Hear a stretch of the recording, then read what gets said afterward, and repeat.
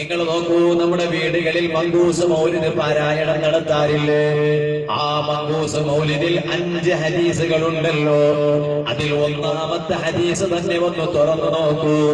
ആ ഹദീസിന്റെ തുടക്കം തന്നെ എങ്ങനെയാണ്?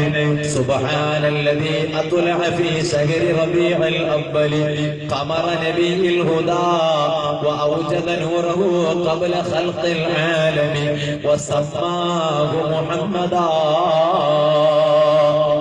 എന്താണ് ആ ഹദീസിന്റെ തുടക്കത്തിൽ തന്നെ പറഞ്ഞത്?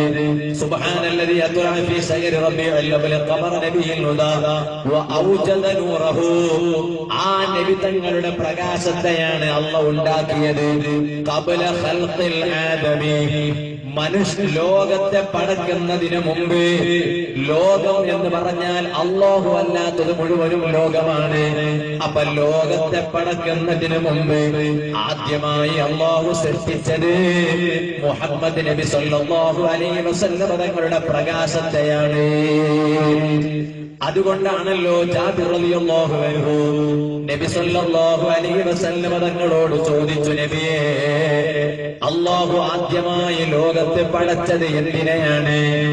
ഈ സംഭവം ബഹുമാനപ്പെട്ട അബ്ദുർ റസാഖ് റളിയല്ലാഹു അൻഹു തന്റെ മുസന്നഫ് അബ്ദുർ റസാഖ് എന്ന ഗ്രന്ഥത്തിൽ രേഖപ്പെടുത്തിയത് കാണാം. ജാബിർ റളിയല്ലാഹു അൻഹു ഈ ചോദ്യം ചോദിച്ച സമയത്ത് നബി സല്ലല്ലാഹു അലൈഹി വസല്ലം തങ്ങൾ മറുപടി പറഞ്ഞു, മോനെ ജാബിറേ, ലോകത്ത് അല്ലാഹു തആല ആദ്യമായി പടച്ചത് സൂര്യനെയല്ല, ചന്ദ്രനെയല്ല, ഭൂമിയെയല്ല, ആകാശത്തെയല്ല, മറിച്ച് എല്ലാത്തെയും അല്ലാഹു പടക്കുന്നതിനു മുമ്പ് അല്ലാഹു ആദ്യമായി പടച്ചത് നൂറു നബിയിക യാ ജാബിർ. ഓ ജാബിറേ, അത് നിങ്ങളുടെ നബിയായ എന്റെ പ്രകാശത്തെയാണ് കേട്ടോ. അപ്പൊ ആദ്യമായി അല്ലാഹു തആല പടച്ചത് നബി സല്ലല്ലാഹു അലൈഹി വസല്ലം തങ്ങളുടെ പ്രകാശമാണ്. അതുകൊണ്ടല്ലേ നൂഹ് നബി അലൈഹിസ്സലാം ആ കാലത്ത് കപ്പലങ്ങ് മുങ്ങിയപ്പോ നൂഹ് നബി അലൈഹിസ്സലാം രക്ഷപ്പെട്ടു. അതിന് പണ്ഡിതന്മാര് പറയുന്ന കാരണം എന്താണ്? നൂഹ് നബി അലൈഹിസ്സലാമിന്റെ മുതുകിൽ നബി സല്ലല്ലാഹു അലൈഹി വസല്ലം തങ്ങളുണ്ട്. ആദം നബി അലൈഹിസ്സലാമിന്റെ മുതുകിൽ നബിതങ്ങളുണ്ട്.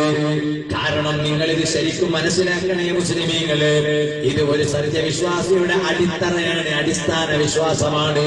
ഇത് മനസ്സിലാക്കിയില്ലെങ്കിൽ പിന്നെ ഈമാനിനൊരു രസമില്ല. ആദം നബി അലൈഹിസ്സലാമിനെ പടക്കുന്നതിന് മുമ്പ് അല്ലാഹു തആല നബി എന്ന ധിക്കാരിയായ രാജാവ് അഗ്നികുണ്ഡാരത്തിലേക്ക് വലിച്ചെറിഞ്ഞപ്പോ അവിടെ കത്തുന്ന തീയുടെ കാഠിന്യം എത്രയാണ്! അതിന്റെ മുകളിലൂടെ ഒരു പക്ഷിയെങ്ങ് പാറിക്കളിച്ചാലും വെന്തുരുകി ആ കിണറ്റിൽ വീണുപോകുന്നു. ആ നമ്രൂദ് എന്ന ദുഷ്ടനായ ഭരണാധികാരി അഗ്നികുണ്ഡാരമുണ്ടാക്കി അവസാനം ഖലീലുല്ലാഹി ഇബ്രാഹിം നബി അലൈഹിസ്സലാമിനെ വലിച്ചെറിഞ്ഞു.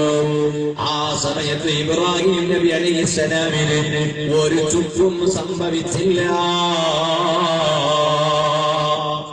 അതിന് എന്താണ് പണ്ഡിതന്മാര് പറയുന്ന ഒരു ന്യായമെന്നറിയോ?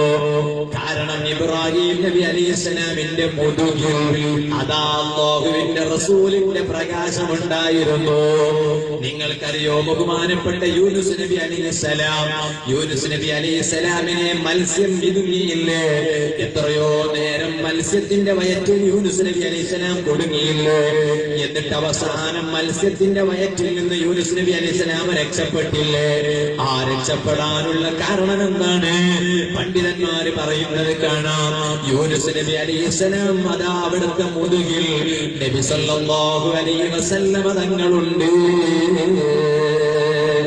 അപ്പൊ ഞാൻ പറഞ്ഞു വന്നത്, എല്ലാത്തെ പടക്കുന്നതിന് മുമ്പ് ആദ്യമായി അല്ലാഹു തആല പടച്ചത് അത് നബി സല്ലല്ലാഹു അലൈഹി വസല്ലം തങ്ങളുടെ പ്രകാശത്തെയാണ്. ഓ സുഹൃത്തുക്കളെ, അതുകൊണ്ട് തന്നെ ഓരോ സത്യവിശ്വാസിയും നബി തങ്ങളോട് വല്ലാത്ത കടമപ്പെട്ടവരാണ്. നമുക്ക് എന്ത് നിഅമത്ത് അല്ലാഹു തന്നാലും തങ്ങൾ മുഖേനയല്ലാതെ ഒരു നിഅമത്തും നമുക്ക് കിട്ടൂല. അതുകൊണ്ട് നബി തങ്ങളോട് ബന്ധം വെക്കാൻ മുസ്ലിം വളരെ കടപ്പെട്ടവനാണ്. സ്വന്തം ബാപ്പാനേക്കാളും സ്വന്തം ഉമ്മാനേക്കാളും സ്വന്തം ഭാര്യ മക്കളെക്കാളും ഏറ്റവും കൂടുതൽ അവൻ കടമപ്പെട്ടത് നബി സല്ലല്ലാഹു അലൈഹി വസല്ലമ തങ്ങളോടാണ്. ഞാനൊരു ചെറിയ ഉദാഹരണം പറയാ, ഇങ്ങോട്ട് നോക്ക്. ഉമ്മാനോട് നമുക്ക് എത്ര സ്നേഹമാണ് പറഞ്ഞു തീർക്കാൻ കഴിയോ? നമ്മുടെ ഉമ്മമാരോട് നമുക്ക് എത്ര സ്നേഹമാണ്.